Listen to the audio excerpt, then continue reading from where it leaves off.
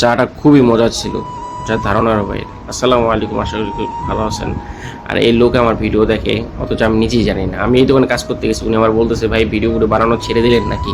তো আমি বললাম এই ভিডিওতে ইনশাল্লাহ আপনি থাকবেন আর আপনাকে আমি দেখতে চাই। তো যাই হোক, আমি আমার কাজকাম করতেছি আর এর মাঝে এক কাপ চা খাওয়াইছে ভাই, অসাধারণ ভাল লাগছে ভাই। পাকিস্তানি উনি চা বানায় খাওয়াইছে। তো যাই হোক, চার প্রশংসা না করে আর পারলাম না। তো আমি আমার কাজগুলো করতেছি আর এই দোকানে আসছি, মানে পুরো মাঠটাই আমার। আপনার যে দিকে গায়ে রেখে খালি মারবেন, দুই চোখে খালি মায়েরা সিয়া বলে শেষ। তো যাই হোক, আমার যেগুলো কাজ দিতে সেই কাজগুলো শেষ করতে হইব। এই কাজ শেষ করে তারপর বাসায় চলে যাবো। আর নিশা পানি খেয়ে নিলাম, নিশা পানি না খাইলে ভাই জোর আসে না কাজে। এটা সবাই জানেন যারা আমার ভিডিও দেখেন সবসময়। তো যাই হোক, এই কাজ এটা শেষ করে বাসায় চলে যাবো। আর এই ভিডিও যে আপনারা দেখতেছেন, একসাথে 3-4 দিনের ভিডিও আমি একসাথে করছি, কারণ মন দিলে একটু ভালো চলতেছে না ভাই, একটু ব্যস্ততা আছে একটা দোকানপাট নিয়ে, সেটা আপনারা হয়তো বা জানেন বা যারা আগের ভিডিও দেখছেন।